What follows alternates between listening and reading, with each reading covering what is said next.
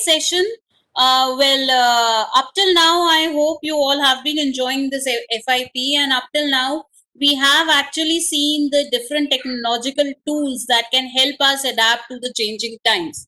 But today's session, we will also all try to understand the importance and consequences of ethical issues in research in the present times. By the end of the session, I hope that all of us, including all the participants, we shall be able to achieve the following outcomes. These are a few outcomes I have kept for each one of you. I hope all of you will be able to relate to the importance of research ethics. You will be able to identify the different types of plagiarism which can happen. You will also be able to appraise the global bodies which are involved in evaluating all the issues of ethical misconduct and plagiarism in research. Remember, nowadays it's not just an issue of just a plagiarism, you as the researcher and your university. There are a number of global bodies, non-profit organizations which are involved in evaluating all such issues and deciding what should be done. So I hope all of you would be able to appraise all those global bodies. You shall also be able to predict the ethical issues involved in your research and minimize plagiarism in your research to avoid engaging yourself in any issues of ethical misconduct. So, talking about it, yesterday's session that was there by Dr. Vibhakar Srimali. Dr. Vibhakar enlightened all of us with the human values and professional ethics. So I hope by now all of us as researchers and basically as educators, we all realize that we have an added responsibility of demonstrating human values and ethics and imbibing the same in our learners. But as researchers, what is the importance of these ethical issues in the research that we carry out and that we propagate to our world? That is what we'll try understanding in this session. So in this session, I would start with extending the same notion of ethics by expanding its horizons and implications in our academic and research culture. So starting from the very basics, I would first reiterate how we define ethics. If you talk about the word ethics, I hope all of you would agree that the word ethics has been derived from the ancient Greek word ethikos, which implies relating to one's character. So ethics is nothing that is related to your society. Ethics is nothing that is related to your culture, to your environment, or to what people you have around you. It's something that is within our own self. It is something that is relating to our own character. And as Dr. Shiramali yesterday stated very rightly, that ethics and values are something which are integrated or inculcated into our beings right from birth. But I would say, as grown up individuals, as mature beings, human beings who are capable of carrying out research, who are capable of influencing the learners of today, the future of tomorrow, we have an added responsibility of maintaining our own character in such an ethical way, or propagating our character in such an ethical way that we become an example to the learner community. So the word ethics, it was derived from the ancient Greek word ethikos. The word ethikos is itself derived from the Greek word ethos, which actually implies one's character or nature, actually. Ethics or moral philosophy, that is also known as, is a branch of philosophy that involves recommending the concepts of right or wrong behavior. So that is the basic meaning.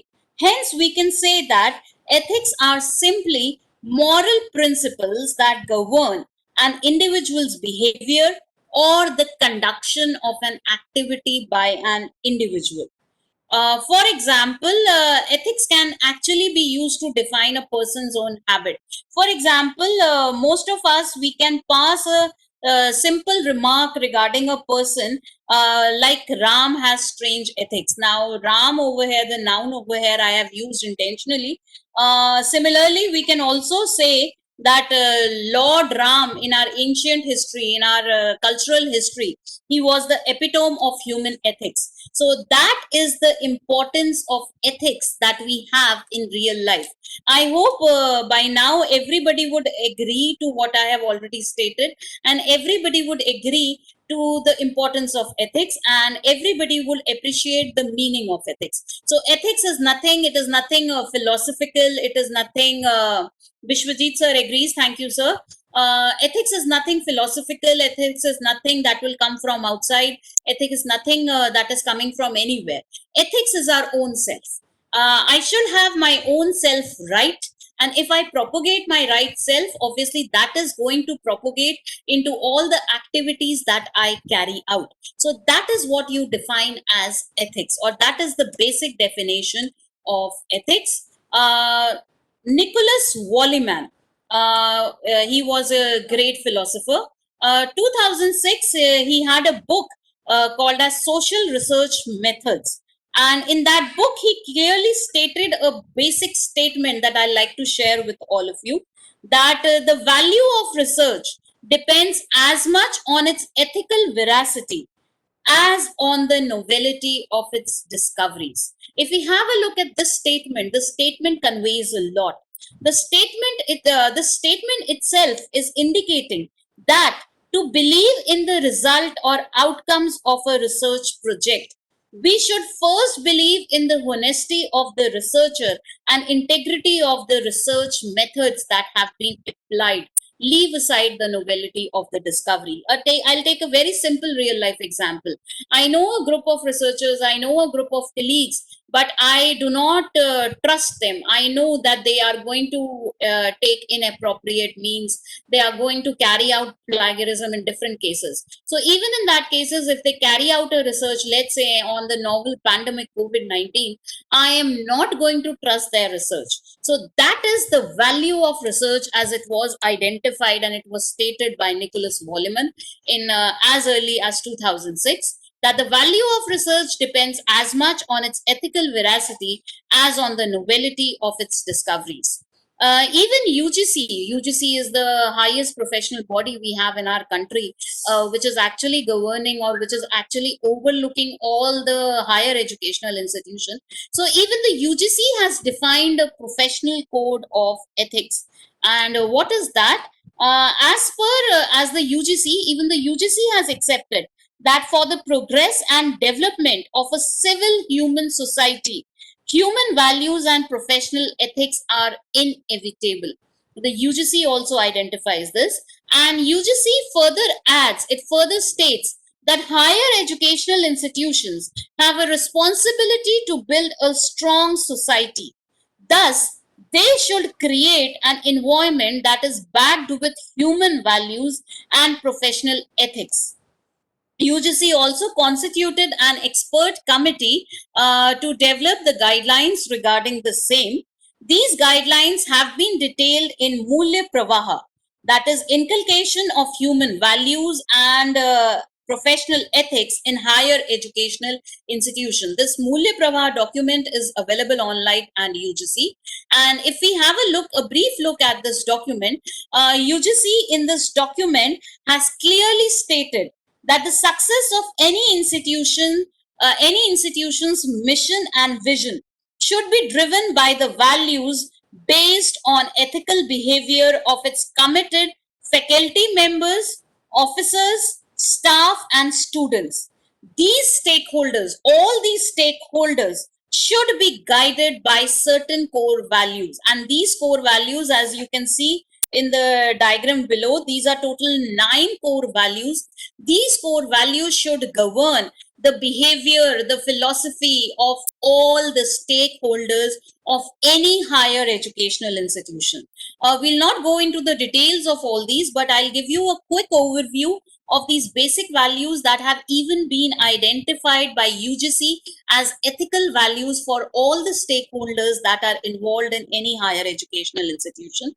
The first and the most important value in this case is integrity, which is adhering to the code of duty in the righteous manner and in accordance with principles of honesty, trust, transparency, and fairness.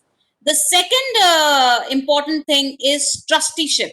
Trusteeship involves operating in an efficient, ethical, and true manner while ensuring group participation and a system of check and balances within a given institution. So, that sense of trusteeship should be there, or ownership should be there in all the members of any particular institution. Dedication is nothing. Dedication is your honesty to your work, your commitment to your work. Harmony is balancing your the diversity and differences through a culture of tolerance, discussion, and forgiveness amongst the stakeholders. As a member of any higher educational institution, we'll have a lot of diversity and differences. We may have students from altogether different cultures. We may have colleagues, we may have heads from different cultures, from different areas of thinking, or from different ideologies and philosophy.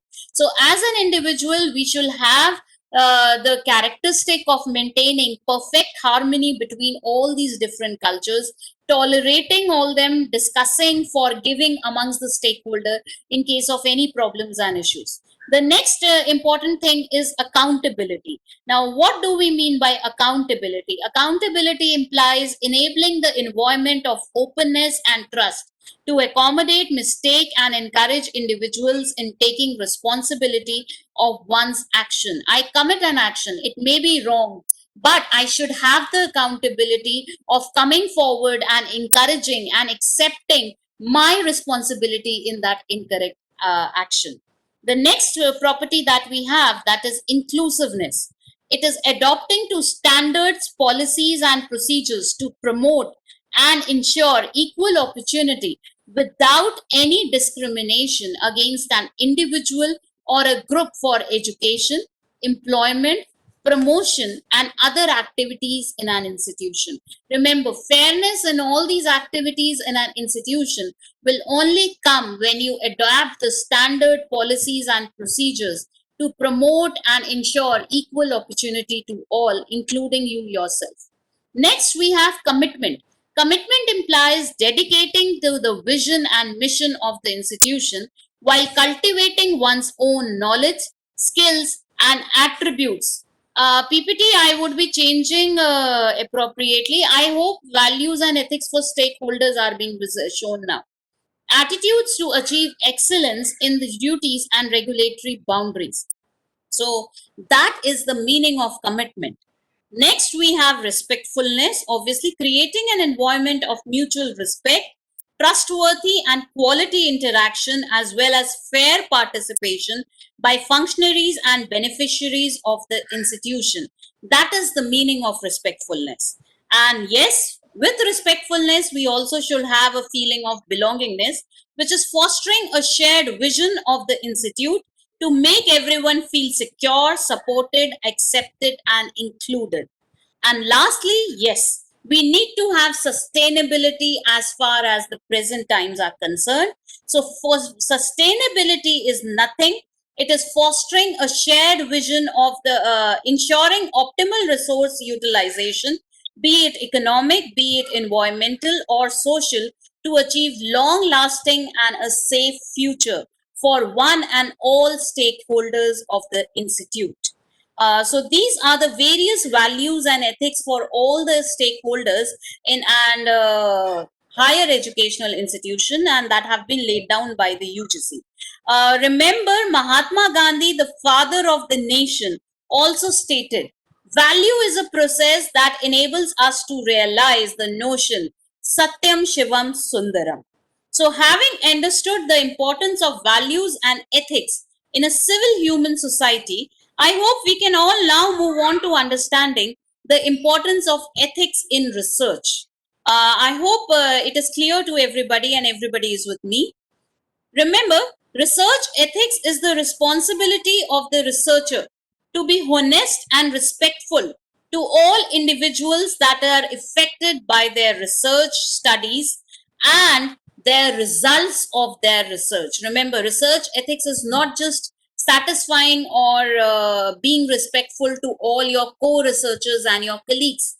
Research ethics is also to take care of the feelings or the individuals that will be affected by your research studies or your results. For example, I may conduct a research study on, let's say, a category or a special group of population which is residing in some remote area of our country, India. In that case, I should take care that my research ethics or the outcomes of my research should in no way be harming the sentiments of those people. So before I publish my research, I should ensure that I should at least discuss my research and the outcomes of my research with those people on whom I have actually conducted my research. So that is the basic ethical meaning of your research. Having understood this, research ethics, let's realize that history has it that early notable researches were quite inhuman. For example, breaking and re-breaking of bones. Nazi had carried out this particular research that they to check how many times they could break bones before healing failed to occur in human beings. They carried this out by breaking and re-breaking of human bones on their human counterpieces whom they actually did the testing for. Patients were injected with live cancer cells in a Jewish chronic disease hospital, New York, in 1963, to check whether the disease or how much could the body actually respond to this particular cancer cell, or how did the body responds to this particular cancer cells. So involves the application of fundamental ethical principles to planning, conducting, and publishing your research.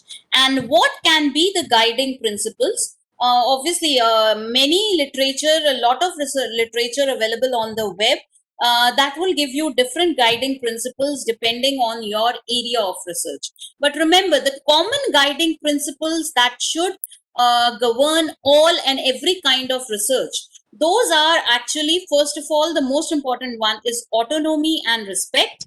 That means you should try to treat people as autonomous agent while protecting their rights, and especially the rights of kids and elderly.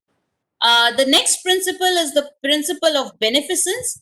The principle of beneficence implies do no harm, maximize the benefits to an individual while minimizing the risk. And in this case, especially in medical research, one should take care that no harm is being conducted over to any particular individual. The next principle that we have is the principle of non-maleficence. Non-maleficence again implies non-harming, inflicting least and harming possible to reach a beneficial outcome. So in order to reach a beneficial outcome in my research, I should keep in mind that I provide least harm to any living entity, be it human, be it animal, but I provide least harm to any living entity. The next principle is obviously the principle of justice, which is again as important. And principle of justice is nothing, it is simply treating all people or all stakeholders involved in your research fairly. The next principle is the principle of scientific validity, which is obviously validity refers to the degree to which the conclusion drawn from a study will apply to the complete world at large. And obviously, the last principle, that is the most important principle of research as well as human life, a civil human society, is the principle of honesty. Honesty is simply speaking a facet of moral character that connotes positive and virtuous attributes like integrity, truthfulness, straightforwardness, etc. Remember, it's good to read and talk about all the above. But long ago, academicians were cautious of airing the ethical dilemmas they faced in their research and academic work. Thus, in 1949, Nuremberg Code, which was a set of 10 guiding principles for the ethical treatment of human participants in research, was released. 25 years later, the National Research Act 1974 and the Belmont Report 1979 followed suit. Come to the present times. In 2003, the APA Science Directorate also laid down 5 recommendations to help researchers steer clear of any ethical quandaries in their research. These guiding principles were: first of all, discuss the intellectual property frankly. In case you have any doubts regarding any data, any intellectual property that you are using as part of your research, remember to discuss it frankly with all the stakeholders involved. Discuss it frankly with your guide, with your head, with any notable person you trust in your field of research, so that you don't get stuck into any ethical quandaries at a later time in your research. Secondly, be conscious of the multiple roles you might play in your research as a researcher, as a data collector, as a primary data repositor. So be conscious of the different roles that you might be playing. Follow the rules of informed consent. If you are using any particular data, any particular table, any particular figure which is of somebody else, remember to use the rules of informed consent. Respect confidentiality and privacy of the individuals involved, and tap into all the possible ethics and resources. So these are the major principles of ethical research which were listed by ATA. Almost all the professional bodies, almost all the publishers list down a few ethical code of conduct, a few ethical principles of research. But these principles I am sharing with all of you because these are the few guiding factors that we should all keep in mind when we are carrying out any kind of research. So, from this discussion, I hope all of us would agree that human ethics are not just important to a civil human society, but they are also an important factor in governing research. I hope everybody, all my participants till this point, would agree to this point of thinking or this basic guideline. So, if everybody agrees to this, let's come to a quick assessment. Let's make this discussion a bit two-way discussion. Let's have a little bit of activity in this case. I have included a little bit of activity. You will have to identify the ethical issues in the following scenarios. I'll discuss a few scenarios with all of you, and I want you all to respond by identifying whether these scenarios are ethical or unethical. In the chat window, what I would want you all to do is I will request you all to simply write that whether you think this particular scenario is ethical or unethical. The scenario is not a some out of the world scenario. These are very basic scenarios that all of you might have come across at some point in your daily life, in your professional world. So all of you know about these particular scenarios, but let's have a look at these scenarios now after knowing and identifying what is ethics. Scenario 1. Some medical interns conducted a research on the awareness of the risk of mortality due to COVID-19 infection in infants. Their research got recognition as the best research in their university. However, later they submitted the same paper to 2 different journals to see which journal provides priority processing. Is this ethical or is this unethical? Kanchana ma'am says unethical, Bharat sir says unethical, Lalit Kumar says unethical, Shweta ma'am says unethical, Anand sir says unethical. So that's great. Ezekiel sir says, Mayank sir says unethical. So most of my participants agree on the fact that this scenario is unethical. Great. So I hope by now all of us have identified what do we mean by ethics. Yes, I completely agree with all of you. This scenario, yes, we will classify this scenario as unethical. Why?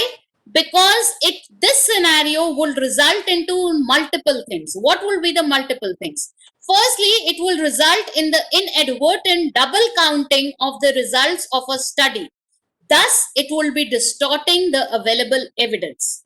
Secondly, it would also give an incorrect idea of the number of publications in a given area or domain, and will also waste the review and publication resources of those journals that are involved. So, what would be an ethical solution to this scenario?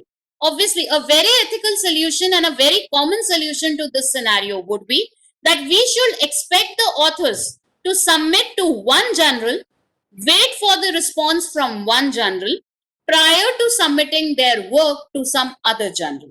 So that is the first scenario and an ethical solution to this particular scenario.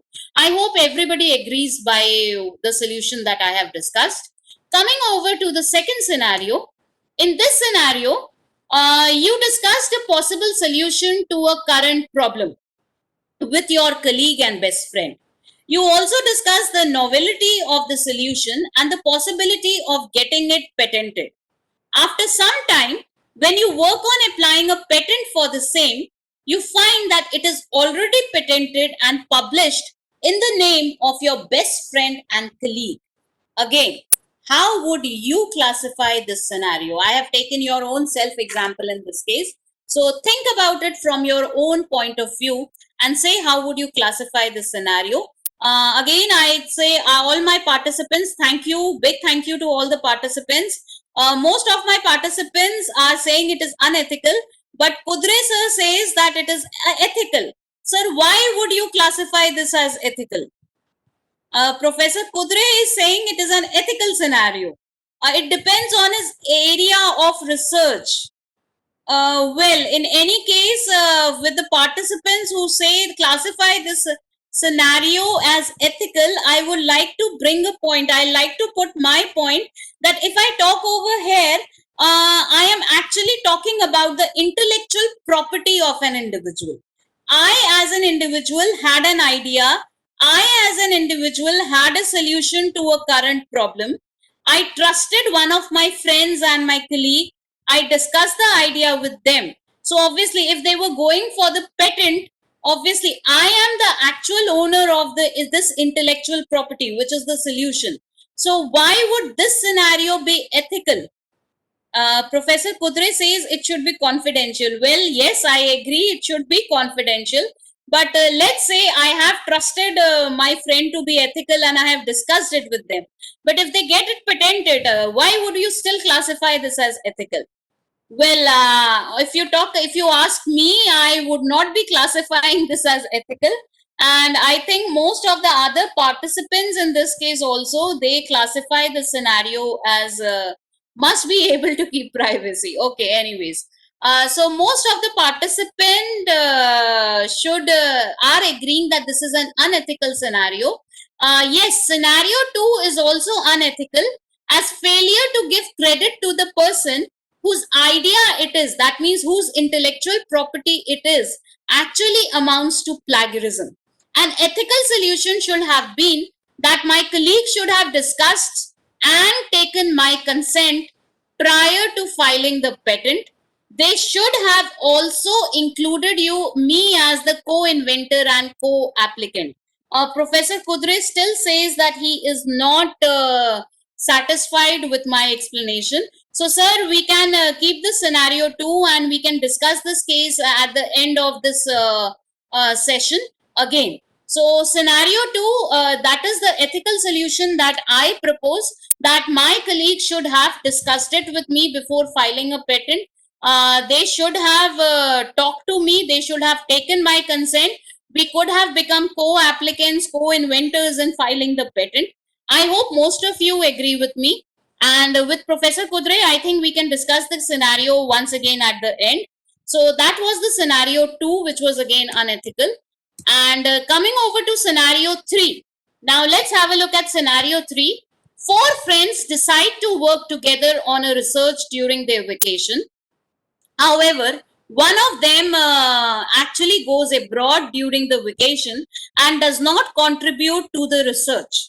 The friends include all the four names in their presentation that they make at a scientific congress. Again, would you classify this scenario as ethical or unethical?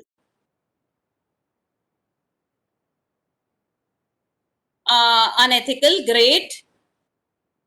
Few of my participants are again saying this to be ethical. Some say this to be unethical.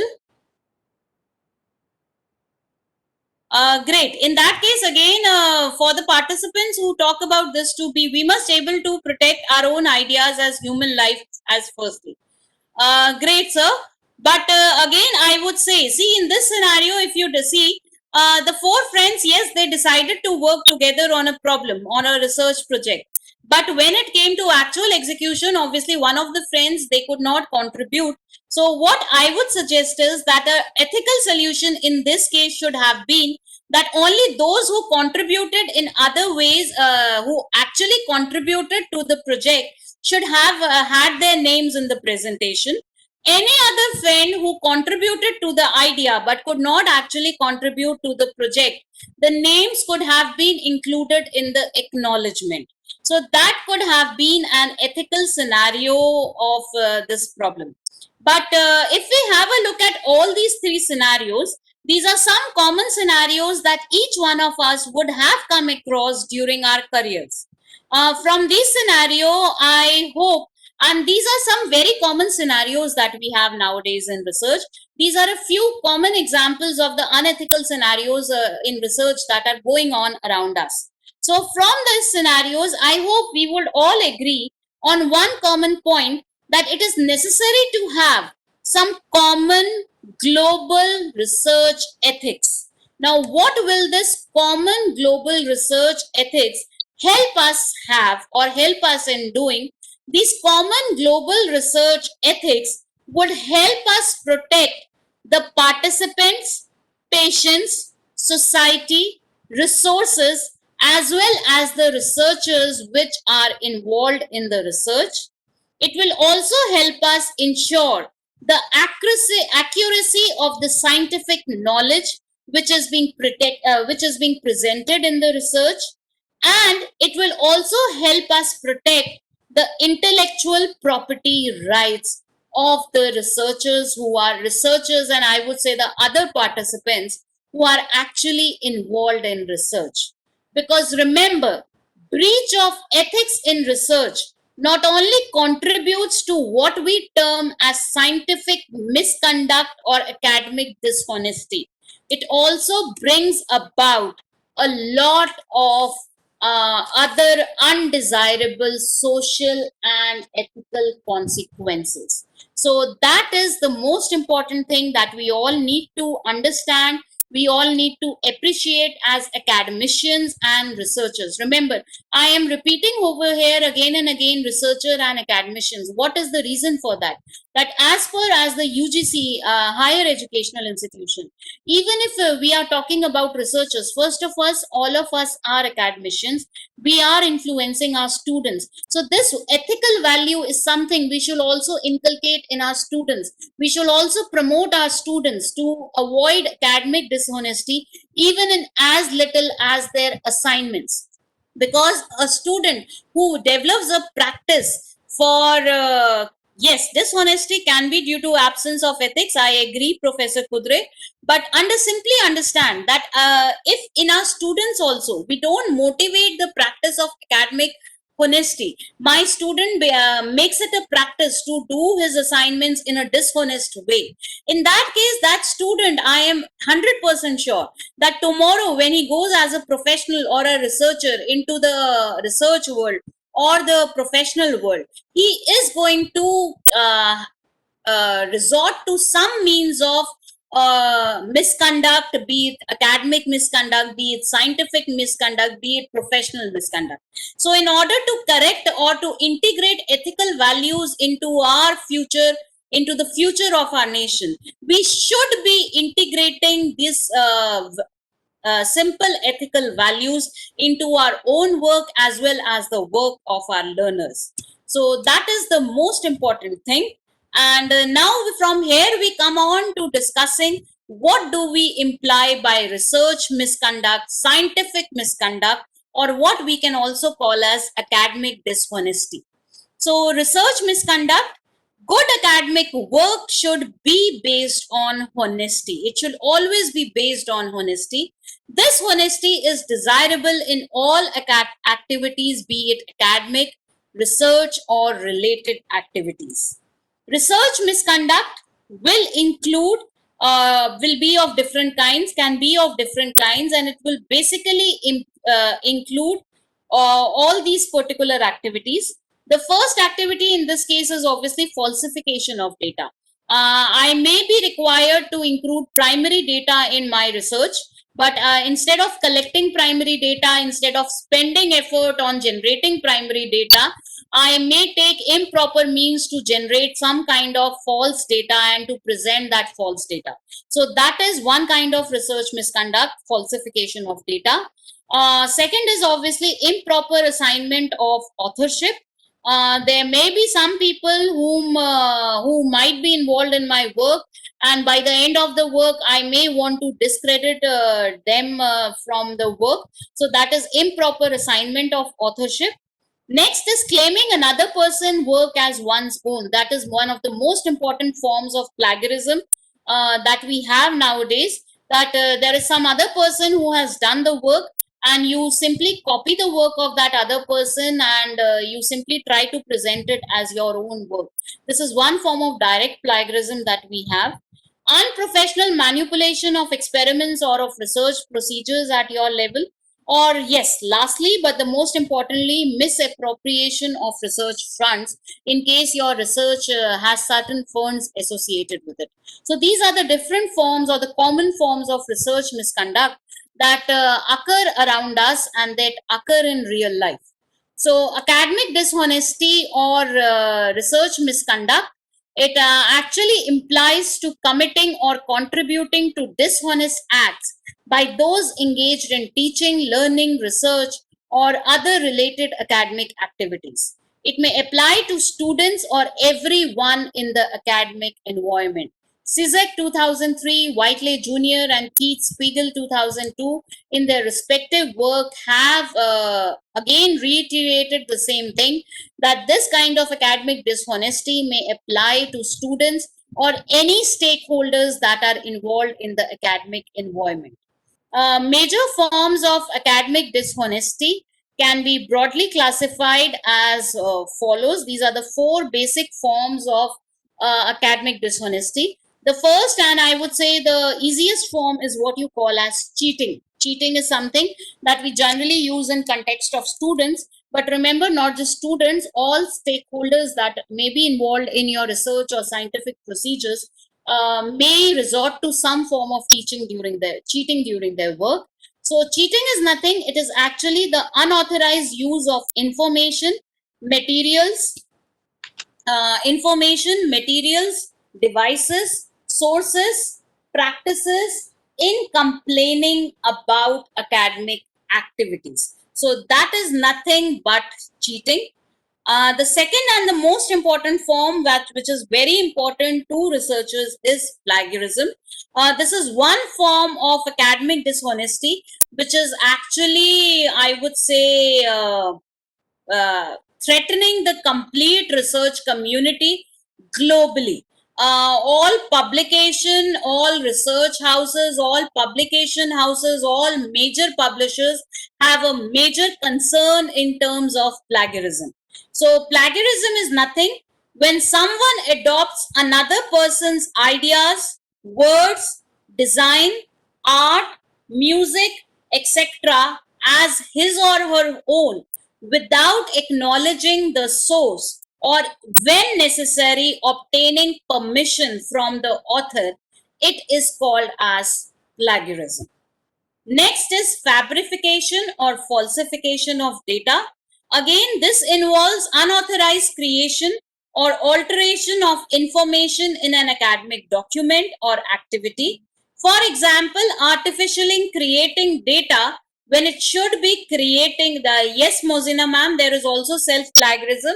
I will be discussing plagiarism in detail in my later slides. So we will be discussing all forms of plagiarism actually, because as I already said, plagiarism is one major form of academic dishonesty, which is actually a concern for all major publishers, for all major research houses globally. So this is one form we will be discussing in detail. Fabrication or falsification of data. It involves the unauthorized creation or alteration of information in an academic document or activity. Most simple example, artificially creating data when it should have been created from an actual experiment, or it should have been created as a primary data. So that is fabrication or falsification of data. And the last and the major form of academic dishonesty is what you can call as sabotage. Sabotage is nothing, it is disrupting or destroying another person's work so that the other person can complete an academic, cannot complete an academic activity successfully. So sabotaging, or what you can also call as disrupting or destroying, is simply destroying some other person's work so that you can complete your academic activity successfully, which is again undesirable. Having understood academic dishonesty, the various forms of academic dishonesty, I as an individual actually wonder that when we have so much of data available online nowadays, we have so many citation tools which can help us manage our citation, or which can help us do citations in our work. See, citation research, talking about the present day, it is not kindly explain falsification. Okay, sir, I'll again explain falsification. But simply understand. See, academic dishonesty in the present times has become even more important, because nowadays, if you talk about conducting research, is not difficult. You have all the data available online on Google. You have many citation management tools which are available to you, using which, putting them into your practice, you can actually carry out ethical research by citing, or by, I would say, respecting, and by giving due credit to all the researchers whose work you are actually referring. So even in that times, if we have to resort to this means of different means of academic dishonesty, obviously I as an individual will actually wonder, why do we actually need to go for these means? Before that, I would again explain fabrication or falsification of data.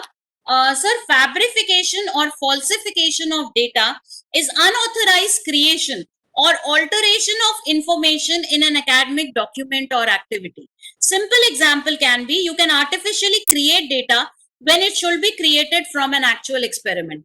I would give you a very simple example in this case. Let's say I am working on detection of cancerous cells. Now, for working on detection of cancerous cells, I need to correct some primary data of the different tests that are being conducted from, let's say, by going, or by, let's say, collaborating with some medical or cancer research center or cancer research hospital. What I do instead, because this will be a long time consuming process, understand, primary data collection is a very time consuming process. It requires time, it requires effort from the researcher end. So in that case, if I know it is going to be very time consuming, it is going to be a lot of effort will be required in this, what I can simply do is that I might pick up some existing publication on cancer data, and I might borrow the data from there. And instead of, now, in order to ensure that I don't even have to give appropriate credit to that particular author, what I can do is that I can simply modify that particular data to generate my own data. So this is nothing, this is actually fabrication or falsification of data, and this is something which should be avoided. So that is fabrication or falsification of data. I hope the meaning is clear to sir. So from here, from this point, we actually come to a point that what are the various causes of research misconduct? What actually, which are the factors? Because nowadays, if I talk, research is not that difficult as it used to be, let's say, a decade ago, a few decades ago. So nowadays, if I talk about what are the factors that will contribute to dishonest or misconduct in research. So, well, Whiteley and Keith Spiegel, in their work in 2002, they identified certain major reasons for research misconduct or academic dishonesty. And these major reasons were, obviously, the first major reason was peer pressure. As a researcher, you may feel pressure due to other co-researchers to commit such acts. Um, I might see that one of my co-researcher, one of my colleague, they publish, let's say, around 10 research papers an year.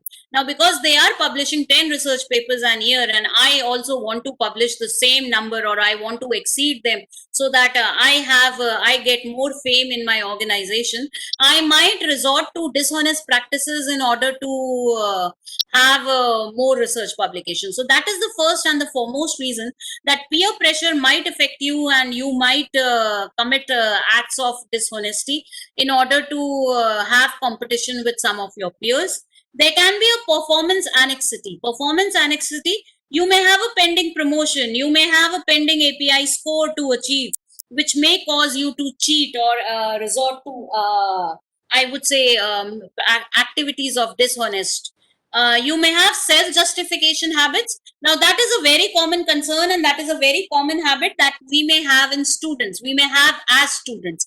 I will not say only students, even us, if we are working as researchers or PhD fellows, even we may have these kind of self justification habits, that people generally attribute their unethical practices to reasons like, it was just once that I am doing it, or due to some reasons XYZ. Oh, my guide told me to do it this way. Why should I not do it? I am not at fault. Tomorrow, if somebody tells me, why did you do this? I'll tell them my guide told me to do this. It is only the first time I am doing it, and only for this reason XYZ.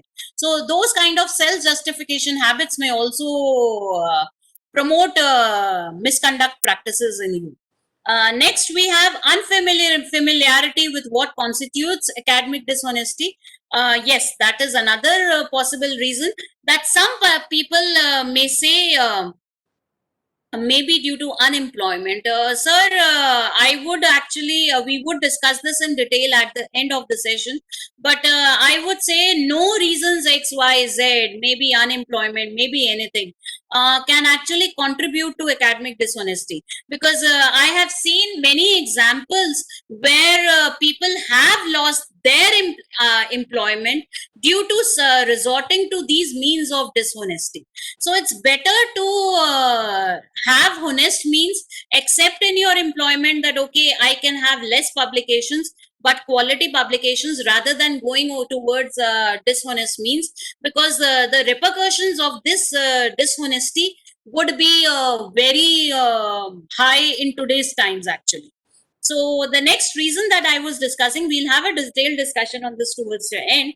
But the next reason that I was discussing was unfamiliarity with what constitutes academic dishonesty. So that is another important thing, that some people may genuinely not know what constitutes cheating or plagiarism, and may not ask anyone for clarification. So, well, if that is the case, you have no idea of what constitutes cheating or plagiarism. Again, I would reiterate, kindly discuss it with some knowledgeable person, some trustable person, some I would say experienced person in your domain, before resorting to any such acts.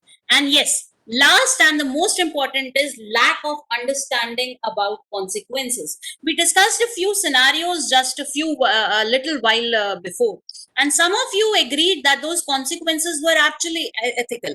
Now, calling those consequences ethical, I will say a major reason for that was that most of you did not have an understanding of the consequences of those particular scenarios. People may not be aware that if caught, what could be the possible consequences, and may be thinking of achieving only a short term task like a pending promotion or an increment. Those scenarios seem to be very inviting, they seem to be very interesting. That okay, your particular short term assignment might be fulfilled, but remember, their consequences in today's time, they can be very long, forbidding, and they can be something you would like to stay away from. So the more having understood these particular causes of research misconduct, let us come over to a discussion of what are the consequences of research misconduct. The immediate consequence, the most immediate consequence of research misconduct, um, would be the immediate penalties that might be imposed by the university of the offender. That means the first and the most immediate consequence of research misconduct might be the penalty that might be imposed on you by your university. It might be that your degree might be retracted, it might be taken back, it might be that if you are working with a university, you may lose your job. It might be so the consequences can be anything. It might be that in case you have taken any funds from your university or from such some research funding body for your particular research, as soon as the act of misconduct has been discovered, you might have to return all those particular fundings that were received by you. So the consequences, these are the immediate consequences that you can have, but there can also be other consequences with a far reaching effect. And CISEC 2003 has broadly classified these consequences into two basic ones. The first can be the social consequences, and the second can be what we can call as the legal consequences. What can be the social consequences? I will elaborate on a few. Authors or researcher may lose his or her intellectual property recognition and even any possible income if possible from that. So even if you have filed a patent for that particular research, the patent might be revoked. You may also be become susceptible to negative publicity from paper retraction by your journal, degree nullification if there is some degree which has been awarded because of that, or the loss of your employment from whichever university you are associated with. Legal consequences, if there are any funding agencies that are involved in your research with from whom you have taken any kind of financial help during your research, they may take legal actions against your university. These actions may include fines, loss of future projects to your university, and that might in turn result in loss of your social respect. And I may give you a very simple example. If you are let's say taking some dishonest means where you are copying the work of some foreign author, let me tell you, foreign authors, they are very soft cornered regard, they are very strict regarding these issues of misconduct. Globally, the universities and the countries have very strict regulations regarding these things. So a foreign author might complain to your general, and your general may become liable to take an action because these complaints are not taken in any way in any small concern. So there might be legal repercussions which even you cannot imagine for any such acts of research misconduct. So from all this discussion, I hope we all will come to a common conclusion that plagiarism is completely unethical and the most undesirable practice of unethical practice of research misconduct. So if all of us agree at this point, till this point, I hope we can now proceed on to discuss that what are the issues of plagiarism in research. Yes, Lalit sir, Mozina sir, good. Dr. Sanasam agrees. Kanchana ma'am agrees. So I hope from here we can proceed on further. Now from here we proceed on further to understand what is plagiarism.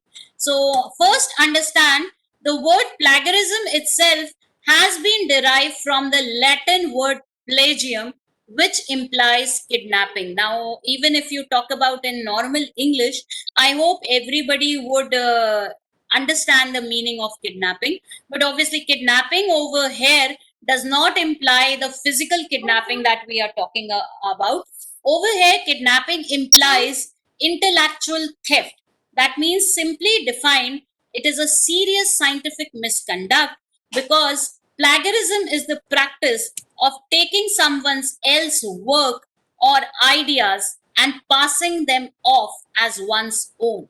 So, informally, you can say plagiarism simply means stealing and passing off somebody else's ideas, words, figures, etc., as one own. to use another production without crediting them with the appropriate source. Even IEEE has defined plagiarism as the use of someone else's prior ideas, processes, results, or words without explicitly acknowledging the original author as well as the source. Talking about plagiarism, there are different types of plagiarism and there are different plagiarism detection tools. So if you talk about plagiarism detection tools, I'll be discussing them in detail in the next slide. But let me inform everybody, there are two basic, I would say, global leaders in plagiarism detection nowadays. It is Authenticate and Turnitin. And Turnitin and Authenticate, now they are under the same flagship, they are under the same owner. So Turnitin, as its most recent document that has been released, it identifies 12 basic types of plagiarism. In this slide, I'm not listing down all those 12 basic types of plagiarism because that involves even student plagiarism. I have limited out that. But the major forms of plagiarism that we should be aware of as researchers and as educators, they are basically the first and the most common type of plagiarism is what you call as direct, verbatim plagiarism or word for word transcription. Now, what do you mean by this? This simply implies word for word transcription of a section of somebody's else work as one's own work without attribution and quotation marks. This is actually an act of borrowing from an unacknowledged source. So, first and the most common type of plagiarism, verbatim plagiarism. That is direct plagiarism. You directly pick up a paragraph, you directly pick up a complete manuscript of somebody else and you pass it off as your own without attributing the original author. Attributing the original author simply here implies that you will either list that complete paragraph, enclose that complete paragraph in double quotes and cite the actual author. But if you're not doing any such thing, you are simply copying and you're pasting it into your own work, or you're simply copying the paper, the manuscript of somebody else's, and you're passing it off as your own manuscript. That is what you call as direct or verbatim plagiarism. The second kind of plagiarism, which is an extension of this direct plagiarism itself, is what you call as mosaic plagiarism. Now, mosaic plagiarism, in this case, the writer is, I would say, a bit smart. He will reuse a mix of word, phrases, and ideas from a source without indicating which particular words and ideas have been borrowed and or without properly citing the actual source. So this is copying and pasting in a patchy manner. You are trying to insert a few of your own words in the original text, but you are not citing the actual author in this case. So this is what you call as mosaic plagiarism. The next and the most important plagiarism that all of us have come across in some form, that is called as self-plagiarism or auto-plagiarism. When a researcher submits his or own previous work or mixes part of their previous work without permission from all the parties involved. So that is what you call as self-plagiarism.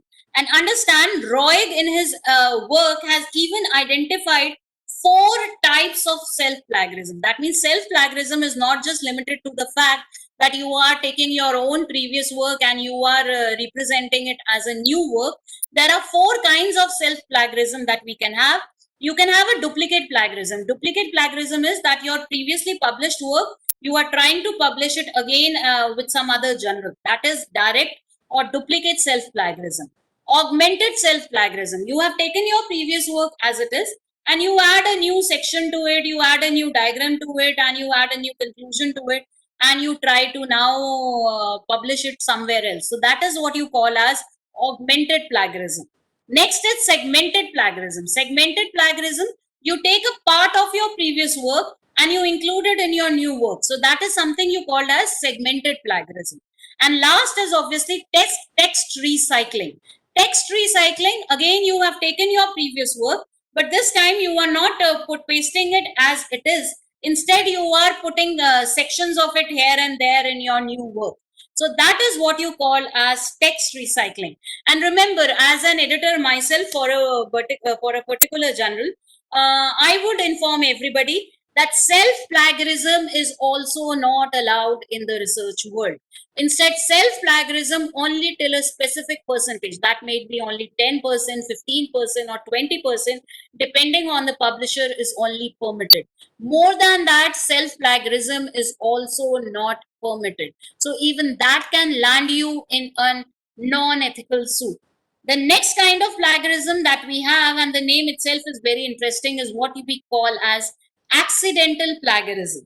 Now, accidental plagiarism is when a person neglects to cite their source or misquotes their sources or unintentionally paraphrases a source by using similar words, group of words, and or sentence structure without proper attribution. I'll give you a very simple example, a real life example for this particular case. We had a publication with an author. The author had done the appropriate citation as per himself, as per their knowledge.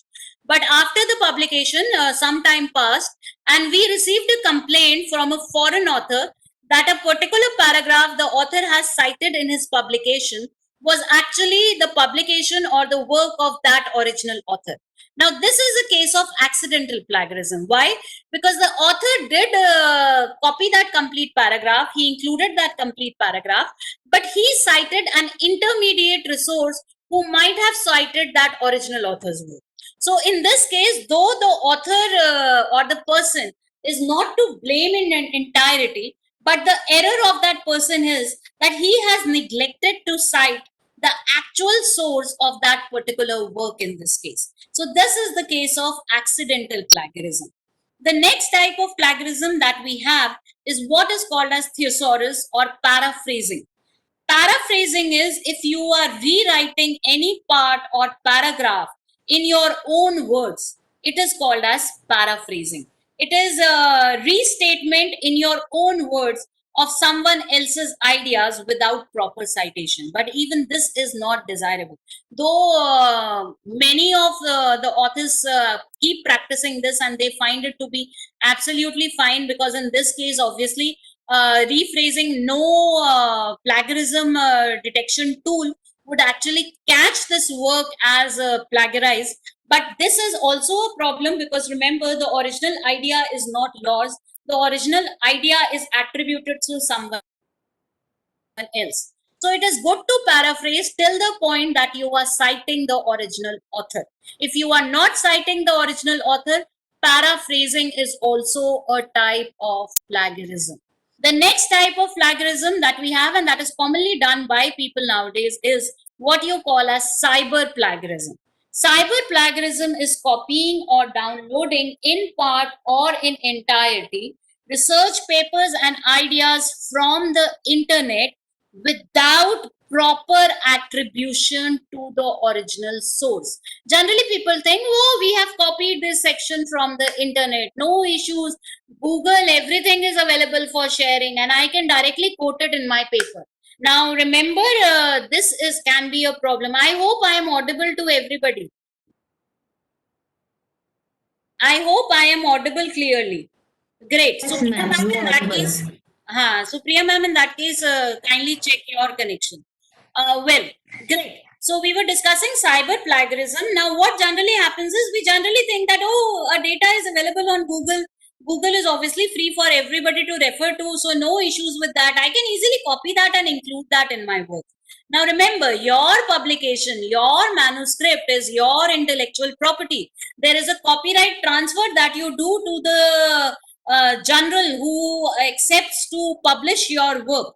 So in that case, whatever you are writing, whatever text that even you are writing, even that text is intellectual property. You cannot simply copy it from the net and not even cite the appropriate sources. So this kind of cyber plagiarism should also be avoided.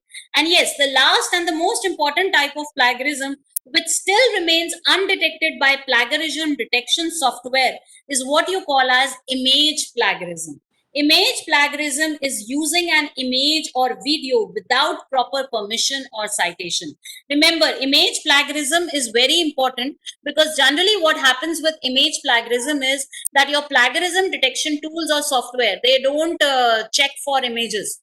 They don't report for images to be plagiarized. But remember, this is the most important and the most serious type of plagiarism, because in case the original authors or the original owners of that particular image, video, or data set, they find out that you have copied their image or their work into your paper without proper permissions, without proper citations, you might again land yourself into trouble. So these are the different types of plagiarism that we can have.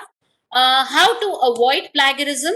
Obviously, there are simple mechanisms or simple practices, I would say. See, avoiding plagiarism is completely 100% is not possible, because obviously the very meaning of the word research indicates that you are searching for something which has already been done. So I would not say that 100% plagiarism is avoidable. Plagiarism would be there, you would be quoting somebody. But when you are quoting somebody, try to understand plagiarism is something very ethical. If you are quoting somebody, at least cite that person, cite the original authors, give credit to the people who have originally given that ideas. So there are simple practices that you can adopt if you want to avoid plagiarism in your work. Describe all attribute references. For short quotes, use quotation marks wherever possible. For longer quotes, indent the entire passage. If you have used a table, chart, diagram, etc., cite the source of that particular table, chart, diagram directly below with a statement that permission has been obtained. And believe me, trust me, obtaining permission is not such a big task.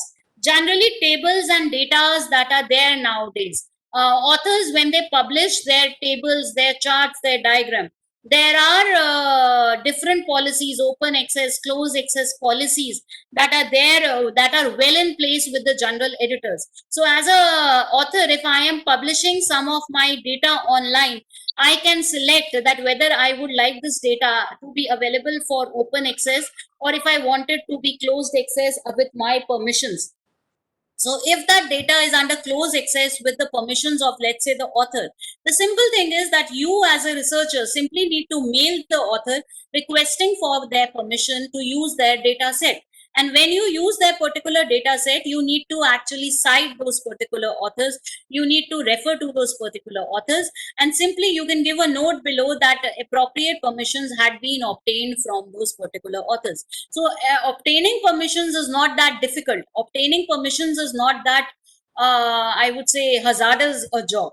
So it's easy. But these are simple practices that you can include in your work to avoid plagiarism.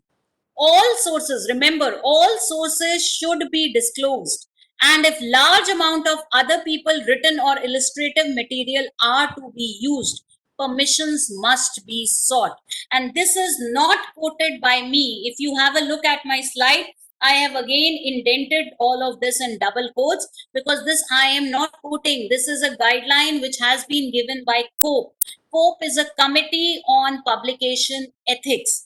I'll be discussing that also. But remember, a simple practice to avoid plagiarism is, please cite all the authors, do paraphrasing but with appropriate citation, and obtain proper permissions if you are using large amount of other people written or illustrative material. Even for figures and diagrams, if you are using them as it is, remember to do the citation, or remember to actually obtain permissions. Otherwise, safer cases, draw your own diagrams, draw your own figures. So that is, these are simple mechanisms, these are simple strategies you can use to avoid plagiarism in your work. If you follow them, obviously you can ensure that your work remains non-plagiarized. How to detect plagiarism? Now that is another issue. I have written a paper, I'm ready with my paper for submission. how to detect plagiarism. Now, please understand, this is an important issue.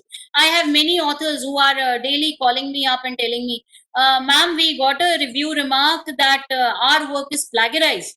But that is hurting my sentiments because I did original work. I even checked it on XYZ plagiarism detection software, and there was no plagiarism in that. Now, please understand, it is generally difficult to detect plagiarism in the case of information technology. But information technology nowadays has made available a number of plagiarism detection tools which can help you detect or catch plagiarism.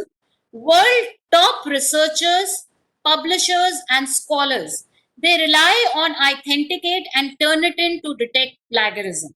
Though paid tools, these are the most trusted world leaders in plagiarism detection.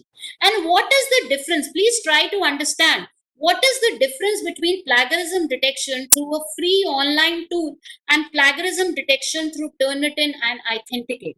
The difference between plagiarism detection through a free online tool and plagiarism detection through these paid world leader tools is actually in the database in which they are actually matching your work with.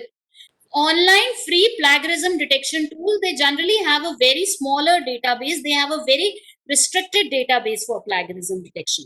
When you talk of these general these top tools like Authenticate and Turnitin, top researcher, top publishers like Elsevier, Springer, Ville, CRC Press, they have all collaborated, they have all adopted these plagiarism detection tools, Turnitin and Authenticate. As a result, the database, the cloud database of Turnitin and Authenticate, against which they check your work for plagiarism detection, is very large. As a result, a plagiarism report that you obtain for your manuscript on any free plagiarism detection tool, and you will get for your manuscript on any of these plagiarism detection tools, would differ, I would say, by a large margin. So that is why it is generally preferable to trust these top leaders in plagiarism detection. But over here, again, I would caution all the participants that what generally we people try doing is that, okay, Authenticate and Turnitin, they are not easily purchasable. They are quite, I would say, costly tools, and generally universities have their licenses. So what generally we do is we try to trace a friend who is working in a university, and we request that friend, or we try to bargain with that friend that please get this paper of mine plagiarism checked on this particular tool you have with your university. The friend of ours, in order with an obligation, they generally help us with that. But the problem that comes is that soon after that plagiarism detection, though that plagiarism detection denoted only 0 to 5% plagiarism in your paper, soon after that, as soon as you submit the paper to your general, a direct comment comes that your paper has been rejected due to high plagiarism. Now you wonder what is the reason for that. Now try to understand, when these tools are checking for your paper for plagiarism detection, they are also actually adding your paper to their own repository or to their own database.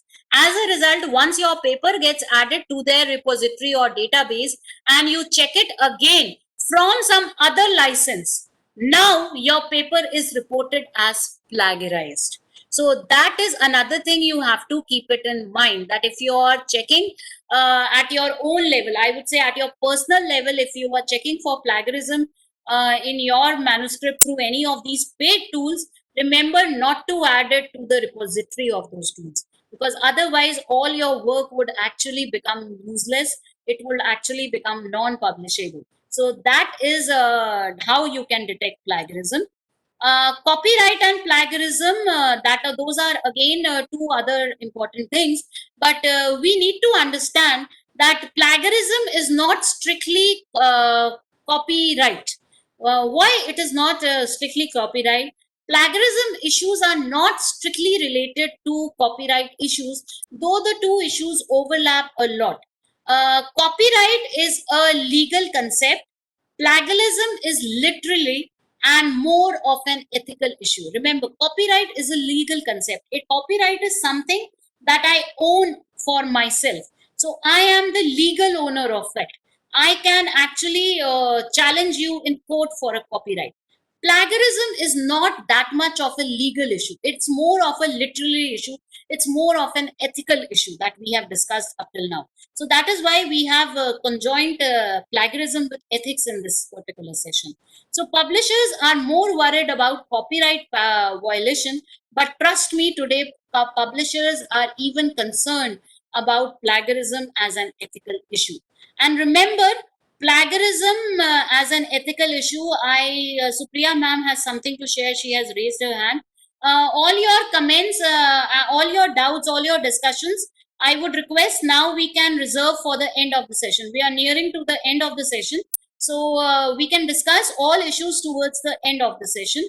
And discussing about plagiarism, one thing I would like to make it clear to all the participants over here, but yes, I have rightly said that plagiarism today is a very big issue for almost all the publishers. But remember, plagiarism was never, I would say, not an issue of concern for any of the publishers. Since its beginning, since its inception, plagiarism has always been an issue of concern for publishers. The only thing was that initially, obviously, there were no proper guidelines, there were no proper bodies to handle this particular issue. But today, when we talk about the present time, come to 2000s, come to 2020, we have many bodies which are there to handle these ethical issues. We have policy documents, we have global guidelines which are being adhered to by global publishers to actually come over these issues. And plagiarism, as such, as an issue, has had a very dark history. One example that we can quote from, there are many examples you will find, but one common example is Doris Kearns Godwin, a historian who, yes, we can say, Bishwajit sir, I would agree to your comment. I would say that yes, plagiarism is a legal issue and an ethical issue, but the legality concern is still lesser as compared to the ethical concern. So plagiarism is more of an ethical issue as compared to the legal issue. It has, since its beginning, had a very dark history. Doris Kearns Goodwin, an historian who won the Pulitzer Prize in 1995. It was later discovered that Godwin had plagiarized his Pulitzer Prize winning work in 1995 in her 1987 book, The Fitzgeralds and the Kennedys. As a result, Goodwin had to leave her position as a guest pundit on the PBS NewsHour program and resign from the Pulitzer board. So that is the after effect of plagiarism if detected. This is the consequence of plagiarism in your work that can happen with any one of us. So better we stay on guard. It's better to stay on guard rather than to be intermingled in any of these suits. Junaid Lehrer, in 2012, she resigned as the writer for the New Yorker after he was caught self-plagiarizing on a number of occasions and fabricating quotes for a particular book of his. So these are a few examples. But coming over to the present times, what I told you that plagiarism was there since its inception. But the only difference between plagiarism then and plagiarism today is that plagiarism, if caught then, there were no proper guidelines. There were no global guidelines which had to be followed, which had to be complied by. Today, if I talk about, there is already a global guideline that which most of the top publishers, be it Elsevier, be it Springer, be it Wiley, be it CRC, there is a common guideline that most of the top publishers are agreeing to, they are adhering to. And this proper guideline is what you call as scope, or the Committee on Publication Ethics. COPE is one committee, or it is a non-profit committee on publication ethics that provides leadership in thinking and publication ethics and practical resources to educate and support its members and offer a professional voice in the current debates. The COPE was founded in 1997. I'm sorry, the slide has it wrong, I'll correct it. The Committee on Publication Ethics was founded in 1997 by a group of medical journal editors. They were a bunch of Paul. who kept helping each other with ethical problems. So they thought, why not have a proper body who could provide guidelines for this throughout the globe? So these medical journal editors, they actually came together and incepted this committee on publication ethics. This committee is actually a informal editors support group, and it is actually a forum for editors of peer reviewed journals to discuss issues related with integrity of the scientific record. COPE supports and encourages all the editors of all such journals to report, catalog, and instigate investigations into ethical problems in the publication process. Try to understand. When I talk about COPE is not going to be a committee which is going to deal with any of unethical issues in publication for the particular journal.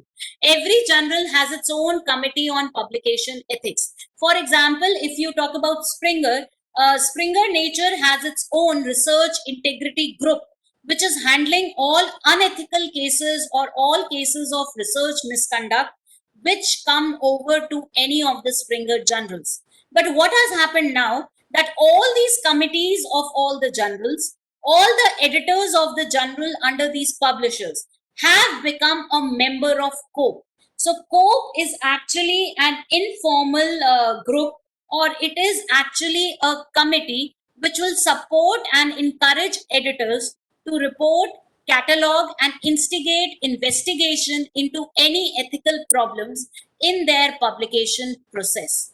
Understand, all Elsevier published journals became member of COPE as early as January 2008.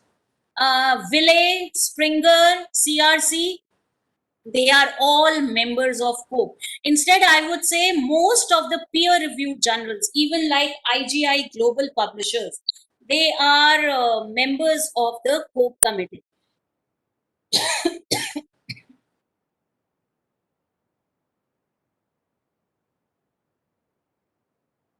So most of the leading publishers, they are member of the COPE committee, and most of the journals which are peer reviewed, that means the evaluation of the work that is submitted to the journal, if it is done by one or more people with similar competencies, the journal, you can rest assured, it will be a member of COPE.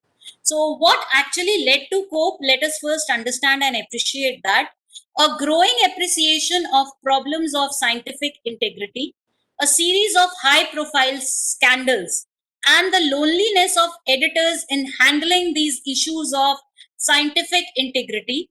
The feeling, this particular feeling, implied that publishers needed to put their house in order. High profile scandals. There are publishers like Springer, etc. They have debarred authors from, let's say, a given country. I won't give the names of the country, share the names of the countries right now.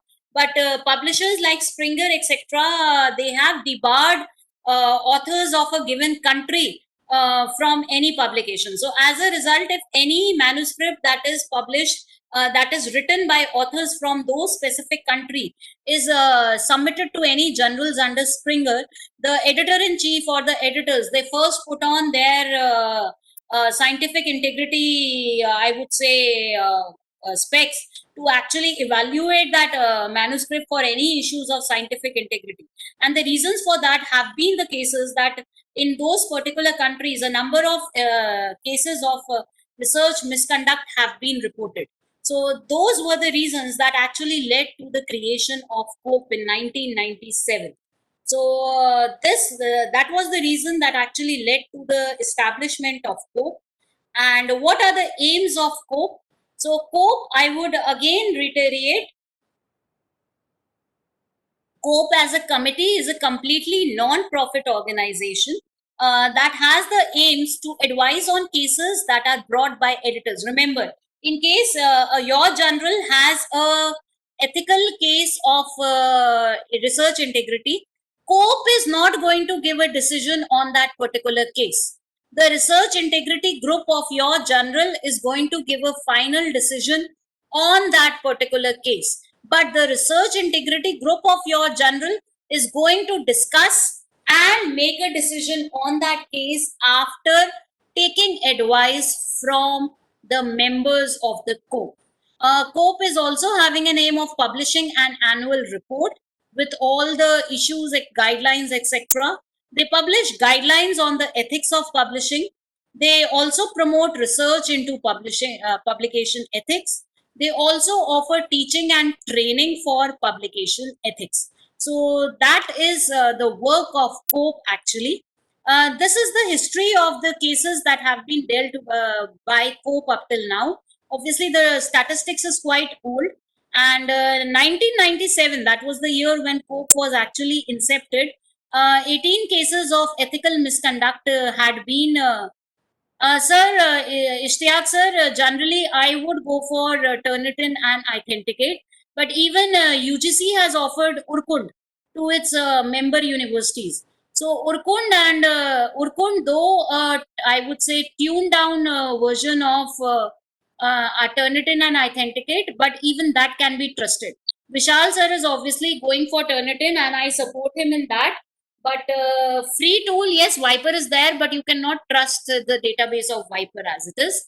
COPE was incepted in 1997, and even say at its inception, it received 18 cases, out of which 12 cases evidence of misconduct had been proved.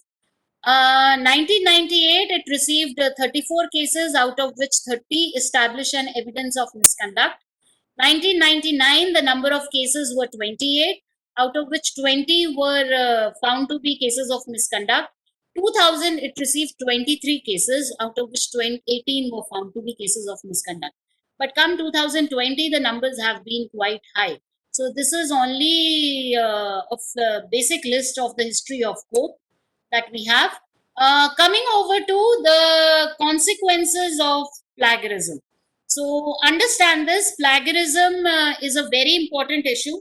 And what will be the actual consequence? Yes, if your work is already published with some good publisher, and the publisher actually detects, or there comes a complaint regarding your work, the action, the strictest action, the first and the foremost action that the publisher might take is that you might be, as an author, you might be debarred for, let's say, a period of 3 to 5 years from submitting new work to that particular publication house. But another important thing that might happen, and which is very important because it might result in a lot of social consequences, would be retraction. So one example of retraction that I'm sharing over here with all of you is a study on wireless communication algorithm was retracted before being an exact duplicate of a paper submitted and published to a separate journal last year, but the author was different. So it became unclear how they actually got hold of it. The retracted study was energy aware resource management for uplink non orthogonal multiple access, multi-agent deep reinforcement learning. It was published in the Elsevier Journal Future Generation Computer System. Neither the author of the original work who were able to reach, nor either the journal was involved. But none of them say they know how the unpublished manuscript got into the another group hand.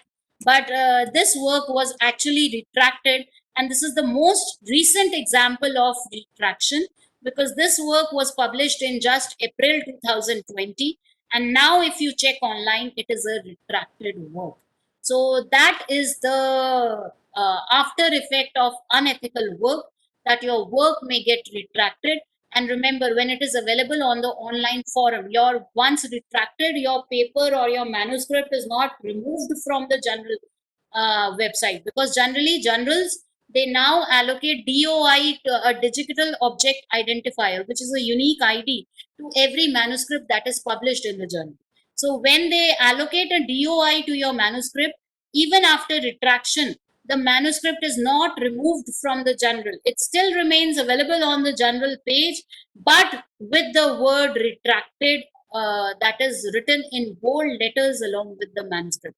So this word called as retraction, I would say this is a very unethical word, and which is a it is a word that none of us as researchers, as academicians would like to be associated with. So that is all about ethical issues and plagiarism in research. I hope all of us, by the end of this, I would terminate it over here. I hope all of us have understood this particular issue. We all appreciate this.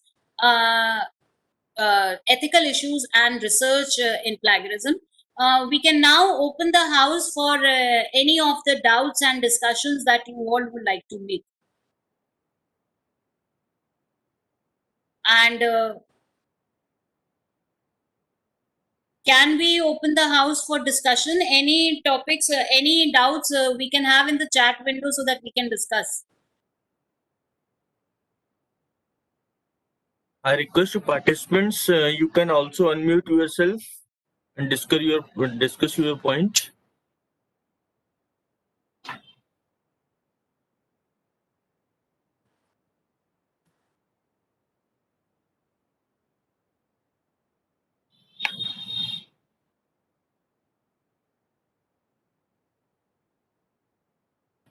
Ritika, there is a query of Mayank sir in a chat. Yes, ma'am. Okay. I can go to the chat window in that case.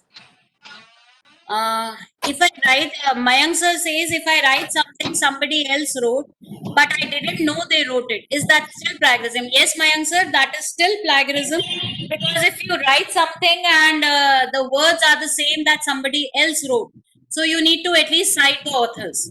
You write it in your own language, and the idea you are communicating in your own language, I would say that is not plagiarism, but in that case, it is not plagiarism till the point of time that you cite some other people who have worked on the same idea.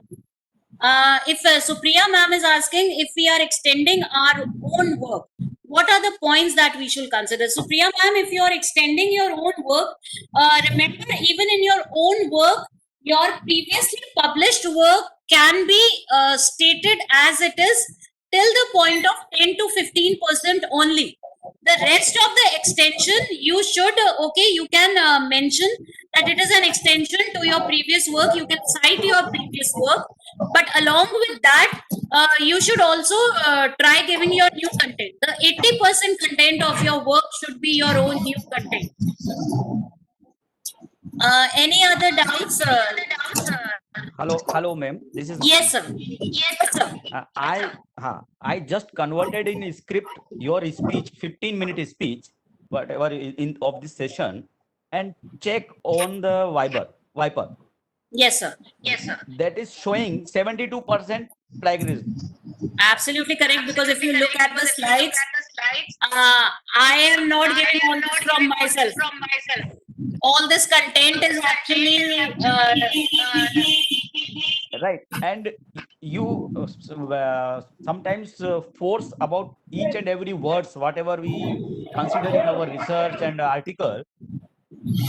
How it is possible? What remains to write?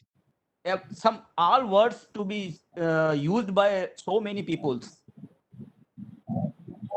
sir, see, if what I spoke at the moment, that was all non-technical content. But when you are writing, obviously there will be some amount of technical content that will be involved. In technical content, when you talk about it, let me complete first. When you talk about technical content, I would say definitions, see, they won't be changed. But when you are referring to such technical, see, try to understand there is a very thin line between what is plagiarized and what is not. If I am quoting a definition and I'm citing, I am giving the appropriate source of that definition, that is not plagiarism, because I have given the appropriate citation. That is the importance of citation and citation management tool. Whatever I spoke right now, that was all my own language. I did not copy the language from somewhere. But the problem was that you copied my speech as it is on Viper and you put it on Viper, and it is 72% plagiarized. The problem over here is that citation is missing from my speech.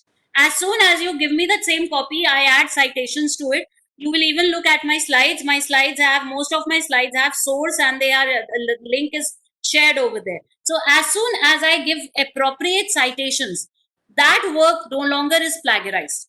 But I pass a statement, I write a statement which I have copied from somewhere and I don't give the proper citation. That is plagiarism. Okay, ma'am. Is that clear? Yes, clear, ma'am. Yeah. Any other questions? Due to fear of plagiarism, can it happen that genuine research work may not be sent by fearful researcher for so don't fear plagiarism, please. That is one point I like to make clear to everybody over here, that after this session, please don't start fearing plagiarism. We have had a previous session on Mendeley citation management.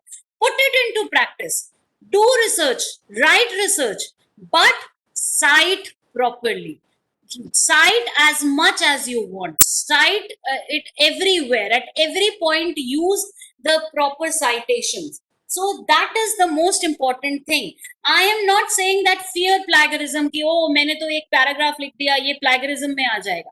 आपने paragraph लिखा, लिखिए, do research. Research का तो meaning ही यही है. लेकिन साथ में जो इन ओरिजिनल लोगों ने उस कंसेप्ट को दिया, उनको भी तो आप आई वुड से उनको भी तो साइट करिए. Give them there due credit. I worked on as part of my research, my PhD work, I suggested an automata based software reliability model. If you enter this topic on Google even today, you will find my name. But my research, my area, my literature, my thesis, when I submitted it to my university, I had citations of I had more than 150 citations over there. Why? Because I picked up software reliability, all the work that had been done in the field of software reliability from its inception. I credited all the experts who had worked on reliability. So that is the basic thing. Don't fear plagiarism.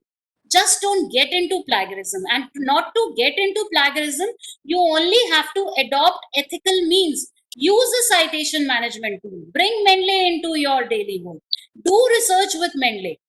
So that is the importance of citation management and ethical publishing and writing. So don't stop writing. Please don't stop doing research. Don't get bogged down by research. Don't tell your student, नहीं नहीं तुम research paper नहीं लिखना, तुम्हारे बस की बात नहीं है. स्टूडेंट को बोलो बेटा research paper लिखना, उससे पहले 1 घंटा मेरे पास आना, मैं तुम्हें Mendeley यूज करना सिखाऊंगा. तो पेपर लिखना अपनी लैंग्वेज में लिखना, लेकिन जो स्टेटमेंट जहां से पढ़ के और जब अपनी लैंग्वेज में लिखोगे तो उस स्टेटमेंट को वहां पे साइट भी करना कि ये तो मैंने अपनी अंडरस्टैंडिंग से लिखा, लेकिन ये मैंने आइडिया यहां से लिया. So that is the actual mechanism of work that should happen. And this is what we need to get into our country into practice. This is where we are lacking as researchers, as academicians. So that is the only practice we all need to have. I hope it is clear to everybody. Conflict of interest is one of the most important reasons for retraction of work. Is it true? Sir, conflict of interest, I would say it is not one of the most important reasons for retraction, but yes, it is one of the common reasons for retraction that is there. And to avoid conflict of interest, obviously, then in that case, one issue that you can take care of is that in case your research you are using data, figures, or any elements that are from somewhere else. So if you're taking it, let's say from a publication that is an Elsevier publication, below that publication, just first confirm that what kind of that license is that publication actually, what kind of copyrights is that publication actually available under. Is it available under the open source license, or it is an educational license, it is an academic license? What kind of licenses are associated with it? Write a simple mail to the, let's say, I would say the authors of the paper, and try to take their permission regarding the usage of that particular work that you are doing in your case. And I would say the most best, the safest way would be cite their work. So citation is very important in this case to avoid most of the issues that are available with plagiarism. There are many complaints of plagiarism that might be received by general editors from a given author. And in case proper citation is found, most of those complaints get nullified over there itself. So don't get bogged down by the things that, okay, plagiarism might be doing a lot of harm. There are easy ways you can avoid it. Ishtiaq sir says, during my PhD submission, University Authority checked for plagiarism, but it shows different result. Firstly, it showed 70% plagiarism, then 80%. And after that, several times it showed 5% and 6%. They use Urkund software. So that is what I told you, that Urkund is a software which is being offered by UGC. But Urkund is also not that trustable because the database of Urkund is again very limited. And for plagiarism, if you go, the best database is Turnitin and Authenticate. One reason for these different percentages, even in Urkund, can be the reason that I discussed with you people, that it might be possible that in the first check, the work or the thesis might have been added to the Urkund repository. Once is it added and you check it next time, obviously 70-80% of the content will be plagiarized. But once it is removed from the repository, in case even if it is removed on an automatic basis, let's say after a month or so, the plagiarism will automatically go down. So that is nothing to be actually be afraid of. It's a simple understanding that we all need to have. And yes, one thing that I will reiterate again and again, that don't get afraid of plagiarism, don't get afraid of unethical issues. As a researcher, as an individual, don't take unethical means, don't practice unethical means, don't propagate unethical means. And yes, while writing your research, please adopt some citation management software for proper citation. Nowadays, present times, ethics in research is not difficult. It's only bringing it into practice. It's only adopting it properly. So that is the main concern that we can have nowadays. Any other queries that I have not answered? I'll go through the chat window quickly, but if there are any such queries, you can even ask them. Bharat Chandra sir says, in many publications, so many author names are there without contribution from all the authors. It is unethical, and still institutes are not taking steps to stop these types of practices all over the world. How can this type of unethical practices be stopped? Sir, I would say more than at institutional level or throughout the world, global level, this is an individual practice.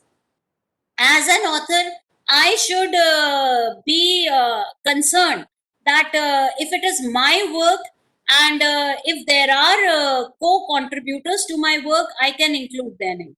But if I am having other peoples who have not contributed to that work, I should make it very clear to them that be prepared. If there will be laurels, there might possible also be ethical issues that might propagate later on. So be prepared to face both the positive and negative consequences. So I would say this is more of an individual issue rather than being a global issue or an institute level issue.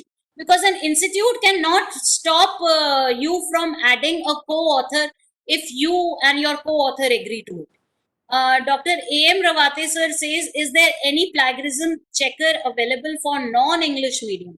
Sir, I would say English is the formal language of communication available globally. So at the moment, I am not available for any plagiarism checker tools in other languages. But yes, there would be these tools, especially for countries like France or Spain who have their own language. They're possible there. So I am not completely outruling the possibility of any such tools. But yes, I don't have any knowledge of any such tools, especially in India. Kudre sir says fear of plagiarism. Sir, I have already discussed that. We should not fear plagiarism. Is any plagiarism checker available for non-English medium, and is it possible? Well, I don't have an idea for this, so I would not say yes or no. But yes, in today's time, I won't say that it is not possible. It might very well be possible. There might be plagiarism tools for other languages also. Selvaraj sir, my great thanks to you also. I would like you to inculcate this into your research practice.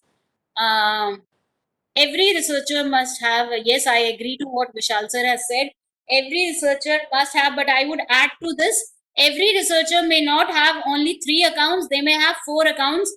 One would be Google Scholar, one would be Orchid, one would be Web of Science Researcher ID, and the fourth one to the list would be Vishal sir, a Mendeley account, so that they can have their own Mendeley stats and their own Scopus profile. So Yes, that is, agree. yes, Agree. so That is another thing every researcher should have. Rest all things I think I have covered. There are no new doubts that we have. Um, So I think I have covered all doubts. Lalit sir says, agrees. He says my paper is rejected due to in my closed account repository. Absolutely correct, Lalit sir. What you can do is you can request your admin to remove, to send a mail to Turnitin or whichever would be your plagiarism software. Ask them to delete that particular assignment from their repository. And then I would say you can submit your paper to some new journal. So in that case, you will be able to use your work. Otherwise, it will go away wasted. Uh, in our country, unethical issues would be due to unemployment. No, Kudre sir, I wouldn't agree to that because from what experience I have seen, unethical practices actually lead to unemployment. They have led to many people losing their jobs. So that is another reason that we have. And I don't think we have any other new queries as such. Once repeat all 4 types of memberships. I would repeat, Lavanya ma'am. Every author should have a Google Scholar account. They should have an ORCID ID. They should have a Web of Science researcher ID. All these are completely free. And all the researchers should have a Mendeley account from which they can maintain their own Mendeley profile and have a Mendeley stats page of themselves. Kudre sir says he heard at a global level joint author papers don't have more impact in life of researchers. Such papers don't benefit authors, more benefit. Kindly throw light on it. Well, Kudre sir, see, whenever papers are written at a joint level, at a global level, it is considered that all the authors, the joint authors, the co-authors, all of them share equal responsibility of the papers. Because if you generally check foreign India, it is not there, but at foreign universities and globally, we generally have research teams who works on paper. So a research team will generally have 10, 15, 20 members and all their names will be appearing in the paper. But in that case, the complete paper is the joint responsibility of all the co-authors. It is not the responsibility of only the first author or the corresponding author. In that case, be it positive, be it negative, whatever be the consequences, they are borne by all the members of the research team. So that is the main thing. It is difficult to remember submission ID of the paper after a long time. But Lalit sir, if you have added the paper to the repository and you need to remove it from the repository, the submission ID is important because the submission ID is the only mode of communication through which the plagiarism agencies like Turnitin and Authenticate would actually identify your paper. They have such a large database that identifying your submission without an ID would actually be impossible. Any other queries or doubts if we have? I think it was a short session, but it was a very informative session. And I hope that from now, all of you will try bringing ethical practices and citation management into your research. My purpose of citation management and ethical practices is solved if all of you bring it into your daily practice. So that will be my success as a presenter for both these sessions.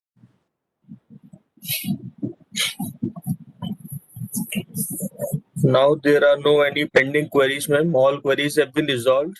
Further, if any participant have any query, they can write in the WhatsApp group. Ritika Yeah, ma'am is sure. also connected in the WhatsApp group. And it was a wonderful session and they're full of knowledge.